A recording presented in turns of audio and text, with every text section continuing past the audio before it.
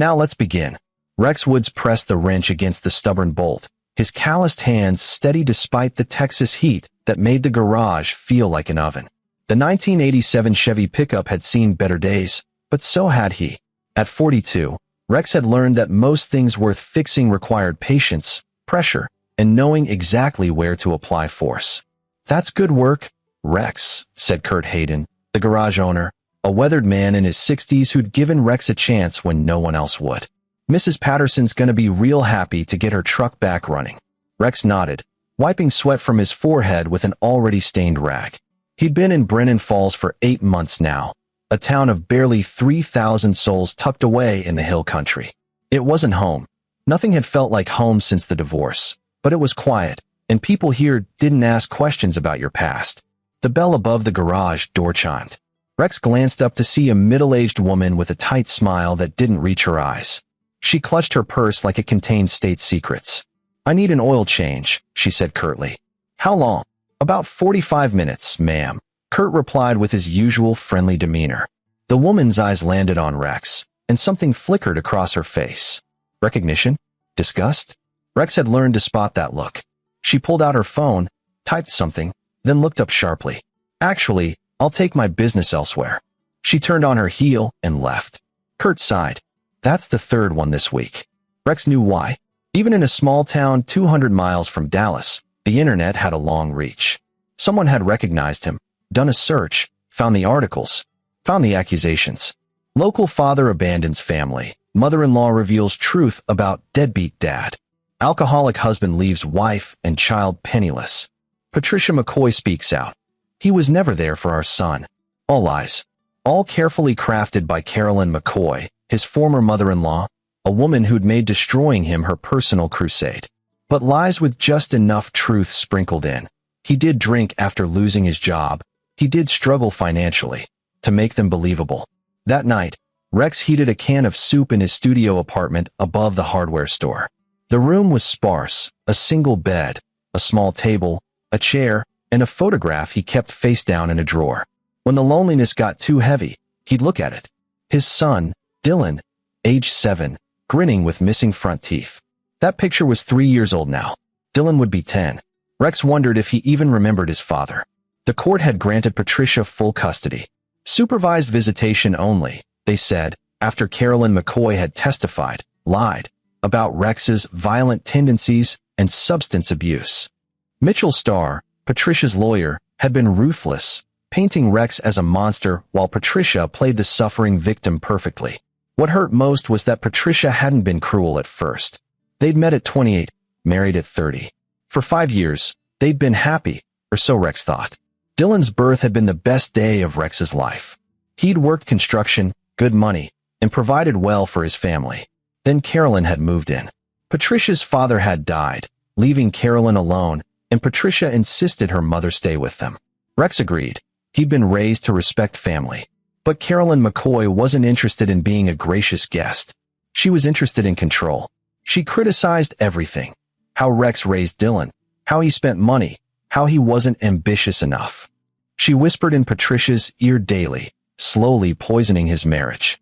When Rex got laid off from the construction company during a market downturn, Carolyn saw her opportunity.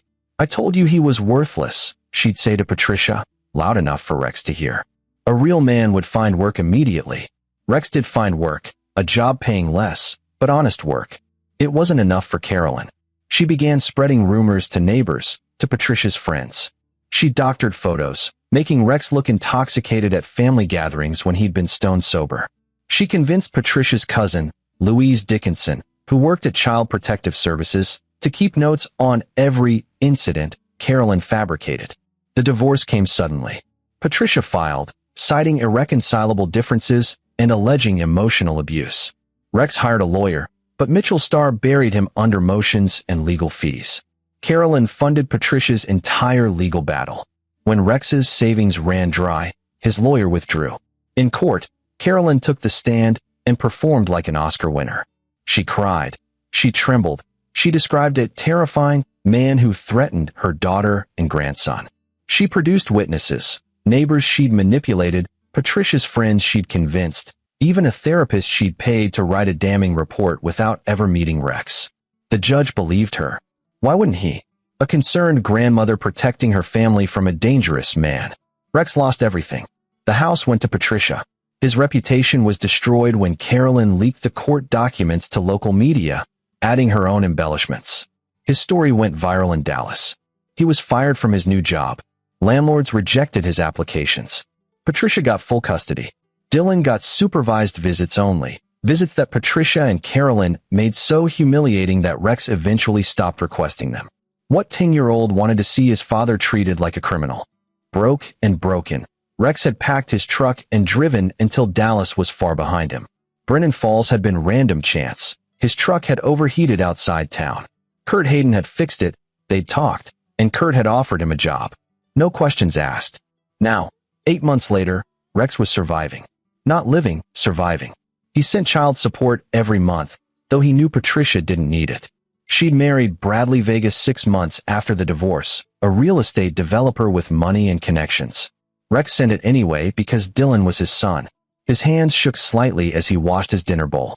The shaking had started 2 weeks ago. Probably stress, probably exhaustion. He'd been working double shifts, trying to save money for a better lawyer, trying to figure out how to see his son again. The shaking got worse as the week progressed. By Friday night, Rex could barely hold a wrench steady. Kurt noticed. "You okay, son?" "Just tired," Rex lied. Saturday morning, Rex woke to his heart hammering in his chest. The room spun. He tried to stand and collapsed, his vision tunneling to black. When he woke, fluorescent lights burned his eyes. A hospital room. A monitor beeped steadily nearby, and 4 dripped clear fluid into his arm. "Mr. Woods?" A doctor entered, an Asian man in his 50s with kind eyes behind wire-rimmed glasses. His name tag read Dr. Chester Lim. "You're awake." "Good. You gave your employer quite a scare. He's been calling every hour." "What happened?" "Severe dehydration, exhaustion, malnutrition." "When's the last time you had a proper meal?" Dr. Lim didn't wait for an answer. "Your body was running on fumes. We're keeping you overnight for observation." Rex nodded weakly. Another bill he couldn't afford. Dr. Lim pulled up a chair, holding a tablet. "I need to review your medical history. You listed yourself as having no living relatives. Is that accurate?" "Yes." "What about your parents?" "Mother died when I was 2. Car accident." "Father?" Rex paused. "I never knew him. I was raised in foster care." Dr. Lim's expression changed subtly. "Mr. Woods, your blood type is AB negative. That's rare, less than 1% of the population. We ran a full panel due to your collapse, and something caught my attention." He turned the tablet toward Rex. "Have you ever been tested for genetic markers?" "No." "Why?" "Because your blood work shows markers consistent with a very specific genetic profile. I can't say more without violating patient confidentiality, but..." Dr. Lim hesitated. "Would you consent to a more extensive genetic test?" "No charge." Rex had nothing to lose. "Sure." 3 hours passed. Rex dozed fitfully, dreaming of Dylan, of Patricia, of Carolyn's satisfied smile in that courtroom. When he woke, Dr. Lim was standing beside his bed with another man.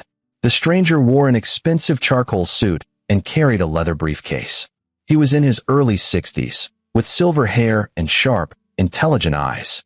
When he saw Rex conscious, his expression shifted to something like relief.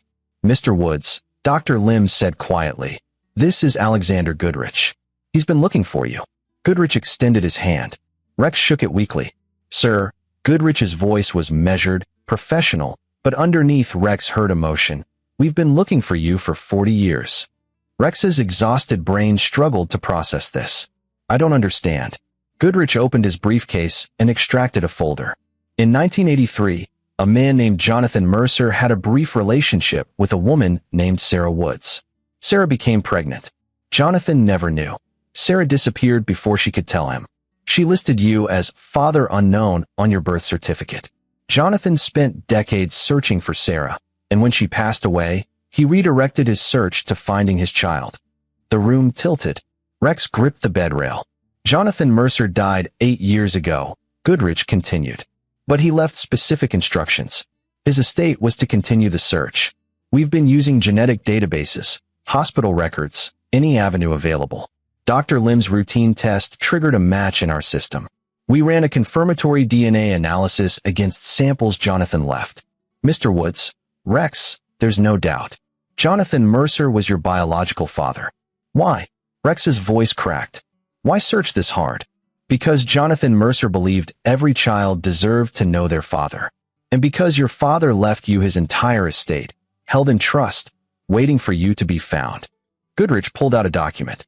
Your inheritance, after 40 years of managed growth, is valued at $47 million. The monitor beside Rex's bed shrieked as his heart rate spiked. A nurse rushed in, but Dr. Lim waved her off. Rex stared at Goodrich. That's impossible. It's very real. Goodrich produced more documents, bank statements, property deeds, investment portfolios. Your father made his fortune in medical patents. He was a brilliant innovator, and he wanted you to have everything. Tears Rex hadn't allowed himself to cry in 3 years burned his eyes. Not because of the money, though God knew he needed it, but because somewhere out there, a father he'd never known had loved him, had searched for him, had wanted him. There are conditions, Goodrich added gently. Jonathan insisted that his heir be found through legitimate means and that the inheritance be used wisely. There's a stipulation that you meet with the family attorney, me, quarterly for the first year to ensure the transition goes smoothly. But otherwise, Mr. Woods, this is yours. No strings attached. Rex's mind reeled. $47 million. The number was absurd, meaningless. But as the shock faded, something else emerged. Something cold and focused. Hope. For the first time in 3 years, Rex Woods saw a path forward. Not just survival, revenge, justice, getting his son back, and making Carolyn McCoy pay for every lie she'd told.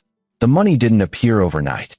Goodrich explained that transferring an estate of this magnitude required paperwork, verifications, legal protocols. But within 48 hours, Rex had access to a temporary fund of $50,000 for immediate needs, while the full transfer processed. Rex sat in his tiny apartment, staring at the bank statement on his phone. $50,000. More money than he'd seen in years. His first instinct was to book a flight to Dallas, to storm Patricia's house and demand to see Dylan.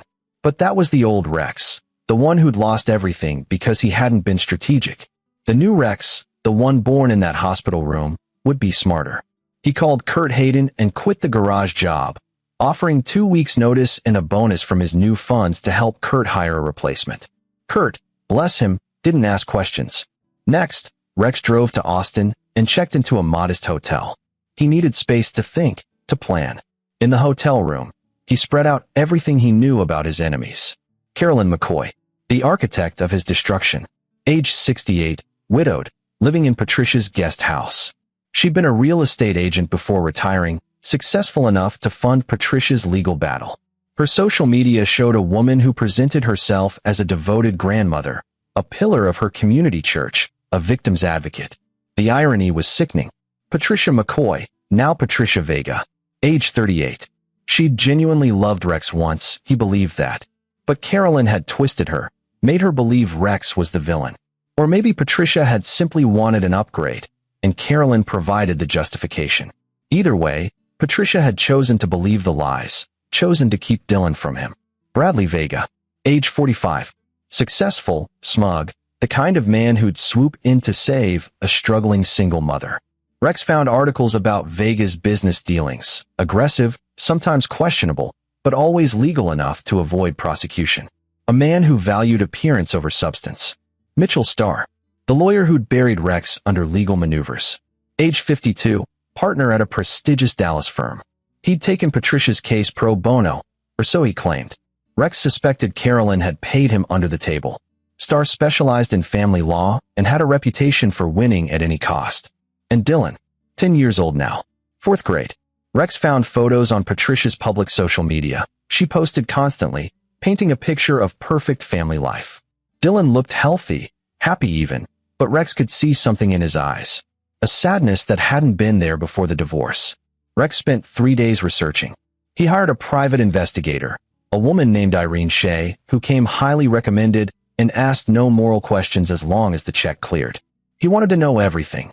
Carolyn's routines, Patricia's schedule, Bradley's business vulnerabilities, Starr's client list. While Irene worked, Rex met with Alexander Goodrich again, this time at Goodrich's Austin office. I need to understand my father, Rex said. Who was Jonathan Mercer? Goodrich smiled, clearly pleased by the question. He pulled out a photo album. Jonathan was extraordinary. Born in 1935, grew up poor in Tennessee. Put himself through medical school, became a research physician. He held 17 patents for medical devices, everything from improved surgical tools to diagnostic equipment. He never married after your mother disappeared. He dated, but never seriously. I think he always hoped to find Sarah again. Rex studied the photos. Jonathan Mercer had kind eyes and a strong jaw. Rex saw traces of himself in the older man's features. He set up the trust in 1985, 2 years after your birth. Goodrich continued. He added to it every year, invested wisely. He told me once, when I find my child, I want them to have the freedom I never had, freedom from financial worry, freedom to live life on their terms. Goodrich met Rex's eyes. He would have been proud of you. Despite everything you've endured, you've remained honest, hardworking. That took strength. I'm not planning to stay that way, Rex said quietly. Honest, I mean. Goodrich raised an eyebrow, but didn't seem surprised. What are you planning? To get my son back. And to make sure the people who destroyed my life face consequences. Legal consequences? Whatever consequences fit their crimes. Goodrich leaned back in his chair. I'm your attorney now, Rex. Anything you tell me is privileged. But I'll advise you that revenge, while emotionally satisfying, often comes with its own costs. I'm aware. And I'll also tell you that I met Carolyn McCoy once, years ago, at a charity function. She struck me as a deeply manipulative woman. If you're going to go after her, be smart about it. Goodrich's expression hardened. Don't give her ammunition to use against you. Rex understood. The old Rex had been predictable, reactive. The new Rex would be methodical. Irene Shea's first report arrived a week later. It was comprehensive and damning. Carolyn McCoy maintained the facade of devoted grandmother and upstanding citizen, but beneath the surface, cracks showed. She'd borrowed heavily against her own assets to fund Patricia's divorce, money she'd never disclosed to the court. She'd pressured Louise Dickinson, her niece at CPS, to fabricate reports. Louise had complied out of family loyalty, but Irene had found emails showing Louise's growing discomfort with the lies. Patricia's marriage to Bradley Vega wasn't the fairy tale her social media suggested. Irene had documented 3 instances of Bradley coming home late, smelling of perfume that wasn't Patricia's. Patricia suspected. Irene had recorded her venting to a friend, but stayed quiet, probably because she enjoyed the lifestyle too much to risk divorce. Mitchell Starr had indeed been paid by Carolyn, $75,000 in consulting fees routed through a shell company. The payments violated ethics rules. If exposed, Starr could be disbarred. And Dylan. Dylan. According to Irene's surveillance, the boy spent hours alone. Patricia was often out with friends, shopping, maintaining her image. Bradley worked late or traveled. Carolyn watched Dylan, but with minimal engagement. She parked him in front of the TV or video games. The devoted grandmother act was just that, an act. Dylan was lonely. That broke Rex's heart, but also gave him hope. His son needed him, even if Dylan didn't know it yet. Rex began crafting his plan. It would take time, precision, and patience. But he had all 3 now, along with resources he'd never imagined. Phase 1. Establish himself as a legitimate success. He couldn't swoop into Dylan's life as a struggling mechanic. The court would never grant him custody. He needed to be someone Carolyn and Patricia couldn't dismiss. Rex created a new company, Mercer Medical Consulting, named after his father. He hired specialists to evaluate Jonathan's patents, several of which had potential for modern applications. He licensed one to a major medical device manufacturer for a 7-figure annual royalty. Suddenly, Rex Woods wasn't just rich. He was a successful businessman with a legitimate career. He bought a house in Dallas, a beautiful property in a good school district. He furnished it carefully, a room for Dylan decorated in his son's favorite colors. Irene had discovered Dylan loved blue and green, a backyard with a basketball hoop, a study lined with books. He hired a publicist, Nadine Farrell, who specialized in reputation rehabilitation. Together, they began a careful campaign. Rex gave an interview to a sympathetic journalist about wrongful accusations in divorce proceedings. He didn't name Patricia or Carolyn, but spoke generally about fathers who lose custody due to false allegations. The article went viral. He volunteered at a local boys and girls club, mentoring fatherless children. Photos appeared in the society pages. Local businessman gives back. He donated to children's charities. He became visible, respectable, all while Irene continued gathering evidence. 3 months after inheriting his fortune, Rex was ready for phase 2, dismantling his enemies' lives piece by piece. He started with Mitchell Starr. Rex hired a different attorney, Johnny Cherry, a bulldog lawyer who specialized in legal ethics violations. Rex provided Cherry with Irene's evidence of Carolyn's under-the-table payments to Starr. Cherry filed a formal complaint with the State Bar of Texas.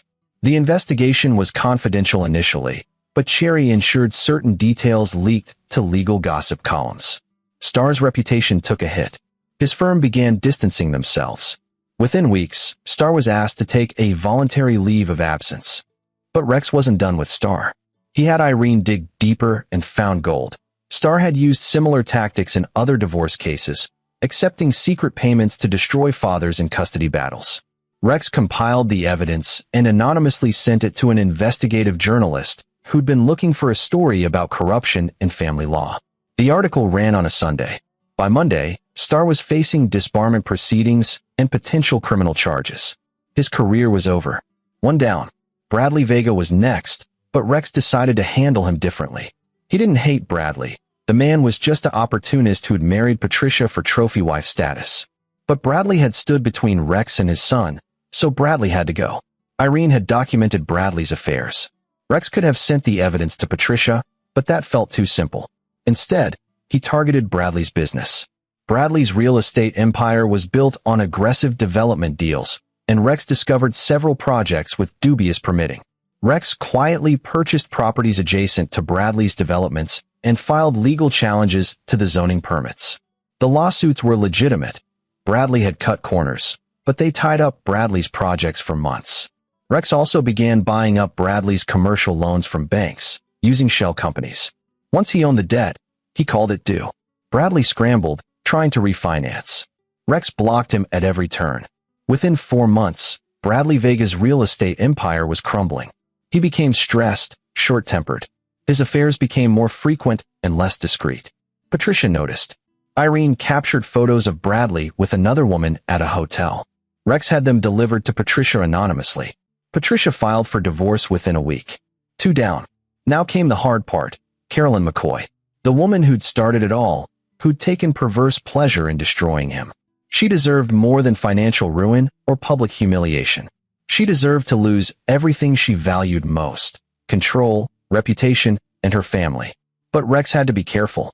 Carolyn was cunning, and she still had Patricia's ear. If Rex moved too aggressively, Carolyn would paint him as a vengeful ex-husband, and he'd lose any chance at custody.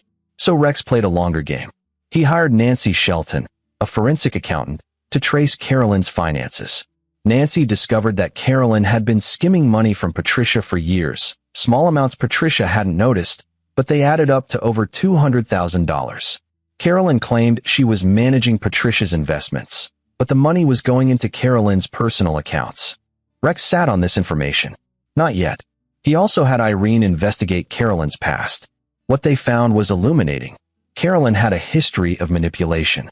Her late husband, Patricia's father, had died under circumstances that seemed suspicious to Rex. Natural causes, the death certificate said. But Irene found hospital records showing he'd been admitted 3 times in his final year with symptoms consistent with poisoning. Nothing proven, but enough to raise questions. More damning, Carolyn had estranged relationships with her own siblings. Irene tracked down Carolyn's sister, Sylvia Flowers, who lived in Arizona. Sylvia hadn't spoken to Carolyn in 15 years. "My sister is a narcissist," Sylvia told Irene on record.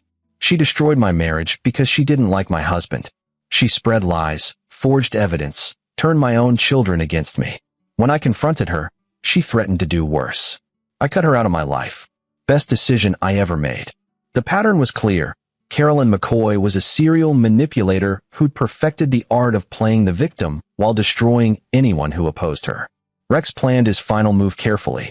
6 months after the inheritance, Rex filed for a custody modification. His attorney, Johnny Cherry, presented a compelling case. Rex Woods was a changed man. He had a successful business, a stable home, and an unblemished record since the divorce. He'd completed parenting classes, undergone therapy, and submitted to regular drug testing, all clean. He had character references from community leaders. Patricia, on the other hand, was going through her second divorce. Bradley's legal troubles and infidelity were public record. Patricia's own social media showed a lifestyle of partying and shopping, not focused parenting. The court ordered a new custody evaluation. The evaluator, a retired family court judge named Bruce Banks, was known for being thorough and fair. He interviewed both Rex and Patricia. He visited both homes. He spent time with Dylan. And here, Rex played his trump card. He didn't badmouth Patricia or Carolyn during his evaluation. Instead, he focused on Dylan. "I made mistakes," Rex told Banks honestly. "I gave up on my son when the system seemed rigged against me. That was wrong. Dylan deserved a father who fought for him, not one who walked away. I'm here to make that right. I want to be part of my son's life, however the court deems appropriate." Banks was impressed by Rex's humility and evident sincerity. When Banks interviewed Dylan, the boy was guarded at first. But Banks was skilled at getting children to open up. "Do you remember your dad?" Banks asked. "A little," Dylan said quietly. "He used to play basketball with me, and he taught me to fix bikes. Would you like to see him again?" Dylan hesitated, glancing toward where Carolyn waited in the other room. "Grandma says he's dangerous. What do you think?" "I don't know. I was little. But I remember he made me laugh." That quote ended up in Banks's report, and it devastated Rex when he read it. His son barely remembered him, but still held on to that small, precious memory. Banks's evaluation recommended joint custody with a gradual reintroduction period. Patricia would retain primary physical custody, but Rex would get regular visitation, starting supervised and progressing to unsupervised if all went well. It wasn't everything Rex wanted, but it was a start. The court adopted Banks's recommendation. Carolyn was furious. She tried to convince Patricia to appeal, but Patricia, emotionally drained from her divorce from Bradley and tired of her mother's constant manipulation, refused. Maybe Mom was wrong. Patricia admitted to a friend, a conversation Irene recorded. Maybe Rex does deserve a chance with Dylan. Carolyn's control over Patricia was slipping. The first supervised visit was awkward. Dylan was 10 now, taller and more serious than Rex remembered. They met at a family center with a supervisor present. "Hi, Dylan," Rex said, his heart pounding. "Hi," Dylan replied, not meeting his eyes. They sat at a table with art supplies. Rex didn't push. He let Dylan take the lead. After a few minutes of silence, Dylan picked up a marker and started drawing. "What are you drawing?" Rex asked. "A robot." "Cool. Can I draw one too?" Dylan shrugged. "I guess." They drew together in silence. Then Dylan said, "Grandma says you didn't want to see me." Rex's chest tightened. "That's not true, buddy. I wanted to see you every single day. But the court said I could only visit you certain ways, and those visits were really hard. That's on me. I should have done them anyway. I'm sorry I didn't fight harder." Dylan processed this. "Do you really live in Dallas now?" "I do. I have a house with a backyard. There's a basketball hoop. I remember you liked basketball. I still do. Maybe next time, if it's okay with the supervisor, we could shoot some hoops?" Dylan almost smiled. Maybe. It was the best moment Rex had experienced in 3 years. Visits progressed well. Dylan slowly opened up. They played basketball, fixed old bikes together.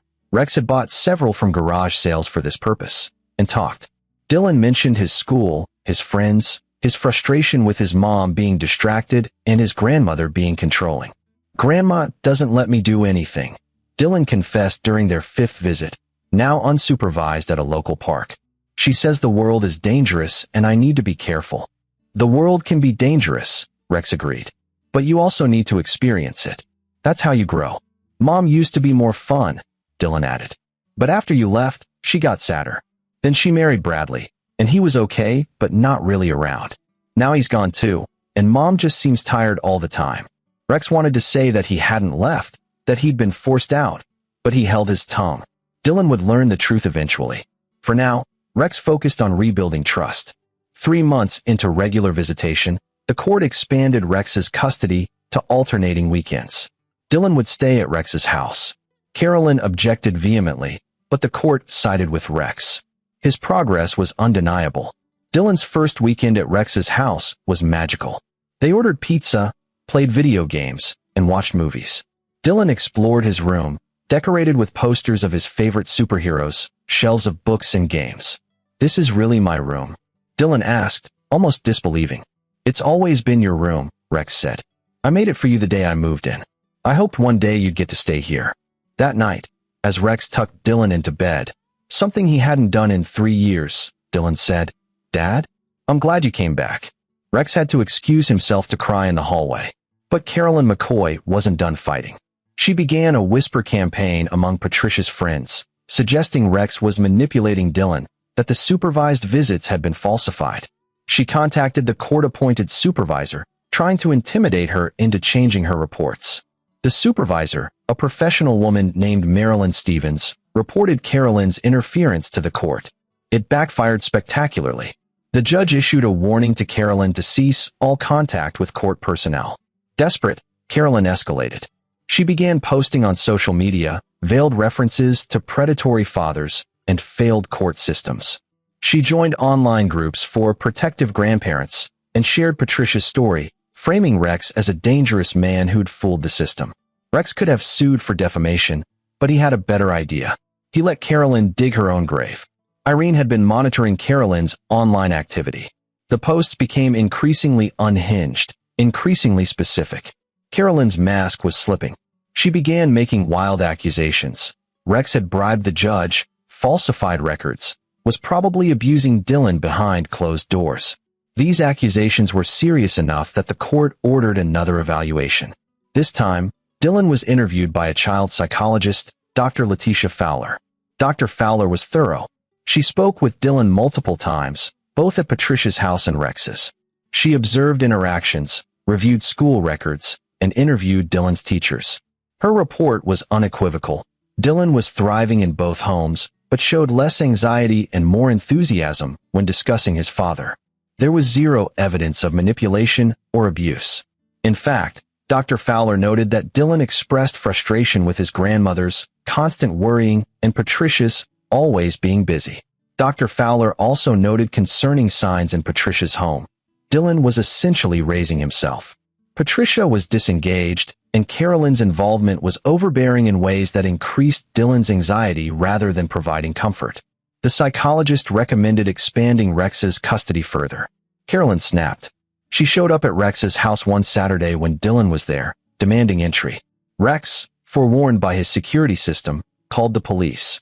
"She's violating the custody order," Rex explained calmly to the responding officers. "She has no legal right to be here during my parenting time." Carolyn screamed accusations at the officers, at Rex, at anyone who'd listen. She claimed Rex was holding Dylan hostage, that Dylan was in danger. The officers asked to speak with Dylan, who came to the door looking embarrassed. "Are you okay, son?" one officer asked. "I'm fine," Dylan said. "We were just playing video games. I don't know why Grandma's here. Do you feel safe with your father?" "Yes, sir. He's a good dad." Those words, spoken in front of witnesses, meant everything. The officers asked Carolyn to leave. She refused. They arrested her for trespassing and disturbing the peace. At the police station, Carolyn's behavior grew worse. She ranted about corrupt systems, about Rex bribing everyone. She demanded they investigate him, threatened lawsuits. The police documented everything. One officer, a 20-year veteran named Joe Mosley, had seen plenty of custody battles. He noted in his report, "Subject appears to be experiencing paranoid delusions regarding her former son-in-law. Behavior suggests possible mental health concerns." That report made it into court files. Patricia, horrified by her mother's arrest, finally saw Carolyn clearly. The scales fell from her eyes. She called Rex the next day. "I need to talk to you," Patricia said, her voice shaky. They met at a neutral location, a coffee shop, without lawyers. Patricia looked exhausted. "I didn't know it would go this far," she began.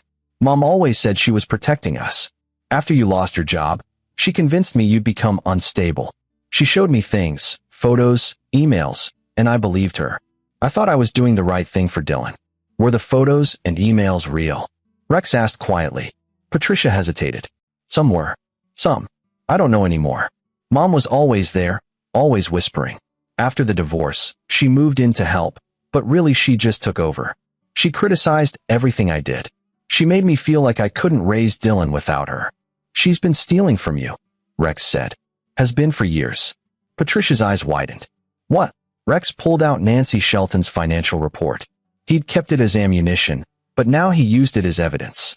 Your mother's been skimming from your accounts. Over $200,000. She claims she's investing it for you, but it's going into her personal accounts. Patricia read the report, her face draining of color. Oh my God, she's done this before, Rex continued. To her own sister, to her late husband. Your mother is a narcissist who destroys people for sport. I was just her latest target. But she's losing control over you, and she can't handle it. Tears streamed down Patricia's face. I helped her destroy you. I testified against you. I believed her. You were manipulated, Rex said, and he meant it. He'd spent months angry at Patricia, but seeing her now, broken and realizing the truth, he felt only pity. She's good at what she does. Dylan talks about you constantly, Patricia admitted. About how you listen to him, play with him, actually spend time with him. He's happier now than he's been in years. And I realized, I've been a terrible mother. I've been so focused on my own life, my own problems, that I've ignored my son. It's not too late to change that. Patricia looked at him with red-rimmed eyes. What do you want, Rex? Full custody, Rex considered. He could push for it. With Carolyn's arrest, Patricia's admission, and Dr. Fowler's report, he'd likely win. But Dylan needed his mother too. Patricia had made mistakes, but she wasn't malicious, just weak. And with Carolyn's influence removed, she could be better. I want shared custody, Rex said. 50-50. And I want Carolyn out of Dylan's life entirely. Patricia nodded immediately. Done. I'll talk to my lawyer tomorrow. We'll file a joint custody modification. And Mom. She swallowed hard. Mom needs to move out. I'll tell her today.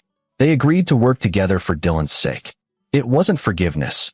Rex couldn't forgive what had been done to him, but it was a truce. That evening, Patricia confronted Carolyn. Rex wasn't there, but Patricia called him afterward, voice shaking. She denied everything, Patricia said. Even with the financial records in her face, she denied it.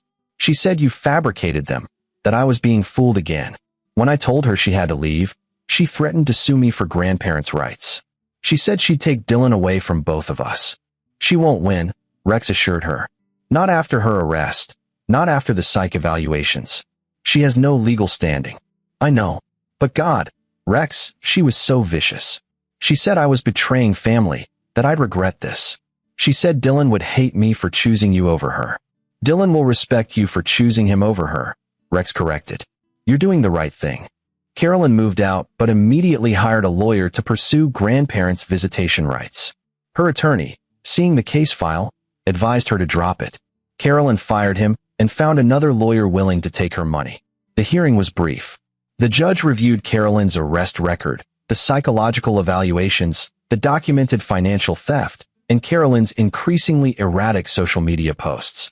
Mrs. McCoy, the judge said sternly, you've demonstrated a pattern of manipulation and interference in this child's life. Your recent behavior shows a concerning disregard for legal boundaries and the child's best interests. I'm denying your petition for grandparents' rights. Furthermore, I'm issuing a restraining order. You are not to contact Dylan or be within 500 feet of him or his schools. Do you understand? Carolyn stood, face red, and screamed. This is a travesty. That man has poisoned everyone against me. He's the monster, not me. You'll all see. Mrs. McCoy, sit down or you'll be held in contempt. Carolyn didn't sit. She continued ranting. The bailiff escorted her from the courtroom. She was found in contempt and spent a night in jail. When she was released, she found herself truly alone. Patricia had cut off all contact. Her financial theft meant Patricia could press charges if Carolyn pushed further. Her siblings wanted nothing to do with her. Her friends from church, seeing the court records and her social media meltdown, distanced themselves. Carolyn McCoy had lost everything. Her family, her reputation, her control. She'd become the pariah she'd once painted Rex to be. Rex could have left it there. But he wanted one final piece of closure. He sent Carolyn a letter through his attorney. It was brief. Mrs. McCoy, you spent 3 years destroying my life based on lies. You poisoned my marriage, stole my son, ruined my reputation, and cost me everything I valued. You did this because you enjoyed the power, the control. I want you to know that I didn't beat you through lies or manipulation. I beat you by being patient, by being truthful, and by letting your own cruelty expose itself. Every move you made against me, I documented. Every lie you told, I countered with evidence. Every person you manipulated, I freed. You didn't lose because I'm vindictive. You lost because you're a predator who finally met someone who wouldn't be prey. You will never see Dylan again. You will never have influence over my family again. You will live the rest of your life knowing that the empire you built through manipulation crumbled the moment someone had the resources to fight back. This is justice, and it's more mercy than you showed me. Rex Woods. Carolyn received the letter at the small apartment she'd rented with what remained of her savings. According to Irene's final surveillance report, she read it 3 times, then collapsed into tears. Rex felt no satisfaction from her tears, no joy in her downfall. Just closure. The war was over. 1 year after receiving his inheritance, Rex stood in family court for the final custody hearing. The judge awarded him and Patricia equal shared custody. Dylan would alternate weeks between homes. Mr. Woods, the judge said, I want to commend you for your perseverance. You've shown remarkable character in rebuilding your relationship with your son. Dylan is lucky to have you as his father. Those words meant more than any amount of money ever could. Outside the courthouse, Dylan ran to Rex and hugged him tight. Does this mean I get to stay with you more? It means you've got 2 homes now, buddy, and parents who both love you and will actually work together for you. Patricia approached hesitantly. Thank you, she said to Rex, for not giving up on him. On us. Rex nodded. They'd never be friends, but they could be co-parents. That was enough. That night, Rex took Dylan to his favorite restaurant to celebrate. As they ate burgers and fries, Dylan said, Dad, can I ask you something? Anything. Why did you stop visiting me? After the divorce. Rex took a breath. Because I was broken, Dylan. Your grandmother told a lot of lies about me, and the court believed her. The visits they allowed were really hard, and I was ashamed that I couldn't be a proper dad to you. That's no excuse. I should have kept showing up, but I was lost. And I'm sorry for that. It's okay, Dylan said. You came back. Grandma said you wouldn't, but you did. I'll always come back for you. Always. Dylan smiled, the real genuine smile Rex had missed for 3 years. I know. Later, at home, Rex sat in his study, the one lined with books, the one he'd designed as a sanctuary. He pulled out the old photograph of Dylan at age 7, the one he'd kept face down in a drawer during the darkest days. He had new photos now. Photos of Dylan at 10, laughing, healthy, happy. Photos of father and son together. His phone rang. Alexander Goodrich. Rex, I wanted to check in. How are you managing the inheritance? Carefully, Rex said. I've kept my expenses reasonable. The business is doing well. I'm setting aside money for Dylan's college, for his future. Jonathan would be pleased. And what about the rest? The revenge, as you called it. Rex smiled. Complete. Carolyn McCoy lost her family, her reputation, and her freedom to manipulate. Mitchell Starr lost his career and faces criminal charges. Bradley Vega lost his empire and his marriage. They all fell because of their own actions. I just made sure those actions had consequences. And you? I got my son back. I got my life back. I became someone my father would be proud of. He would be, Goodrich said warmly. He truly would be. After hanging up, Rex looked around his home. A year ago, he'd been sleeping in a studio apartment above a hardware store, convinced life would never improve. Now he had wealth, a career, and most importantly, his son. The doorbell rang. Rex opened it to find Kurt Hayden, his old boss from the garage. Kurt, what are you doing here? Kurt grinned. Heard through the grapevine you're quite the success now. Thought I'd stop by and see how you're doing. Come in, Rex said, genuinely happy to see the man who'd given him a chance when no one else would. Over coffee, Kurt said. I always knew there was something special about you, Rex. The way you worked, the way you never complained even when life had knocked you down. I'm glad things turned around. You helped them turn around, Rex said. You gave me a job when my reputation was destroyed. That meant everything. Well, I've got good instincts about people. Always have. Kurt paused. Though I'll admit, I didn't expect you to end up a millionaire businessman. Thought you'd end up managing a garage somewhere. Maybe owning one eventually. Rex laughed. Life's funny that way. Kurt left an hour later, but his visit reminded Rex of something important. Kindness mattered. Kurt's simple act of hiring a stranger with a destroyed reputation had given Rex a lifeline when he'd needed it most. Rex decided to pay that forward. He established a foundation through Mercer Medical Consulting, the Second Chance Initiative. It provided legal assistance, counseling, and financial support to fathers wrongfully separated from their children in custody battles. He hired Johnny Cherry to run the legal division and Nancy Shelton to manage the finances. Within 6 months, the foundation helped 12 men regain custody or visitation rights. Rex met each of them personally, shared his story, and reminded them that persistence mattered. One man, a carpenter named Peter Jennings who'd lost custody based on his ex-wife's false accusations, broke down in Rex's office. "I thought I'd never see my daughter again," Peter said through tears. "Your foundation gave me a lawyer I could never afford." "Thank you. Thank your persistence," Rex replied. "I just provided resources.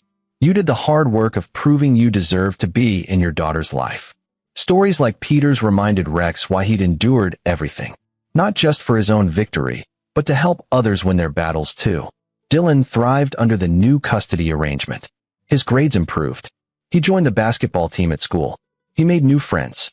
He talked openly about having 2 homes and seemed proud of it rather than ashamed.